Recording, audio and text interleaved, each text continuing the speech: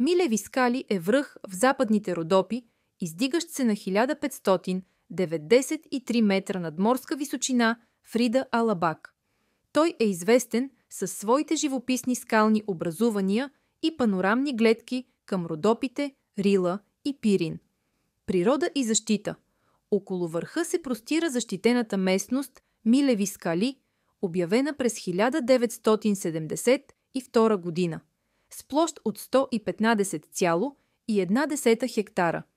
Целта й е опазване на характерния ландшафт, включително букови гори и скалисти склонове. Местността е част от екологичната мрежа на Европейския съюз Натура 2000 в рамките на защитена зона Яденица, историческо значение на 4 септември 1944 година. Край върха се провежда сражение между партизански отряди и правителствени сили. В памет на загиналите партизани е издигнат 20-метров паметник, който служи и като ориентир на върха. Съществуват легенди за произхода на името Милеви скали. Една от тях разказва за овчаря дядо Миле, който по време на османското владичество надувал тръбата си от върха, за да призовава народа на бунт.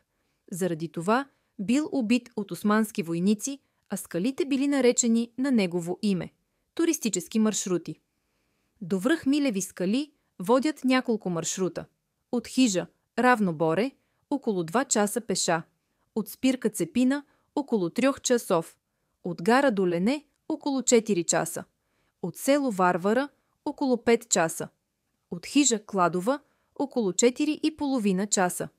Съществува и асфалтиран път от село Семчиново, дълъг около 16 км, който позволява достъп с автомобил до близост до върха. Полезни съвети. Вземете си връхна дреха, тъй като дори през лятото на върха може да духа студен вятър. Планирайте изкачването си рано сутрин, особено ако избирате пешеходен маршрут, тъй като преходът може да отнеме цял ден. Носете достатъчно вода и храна, тъй като по маршрута няма много източници на вода.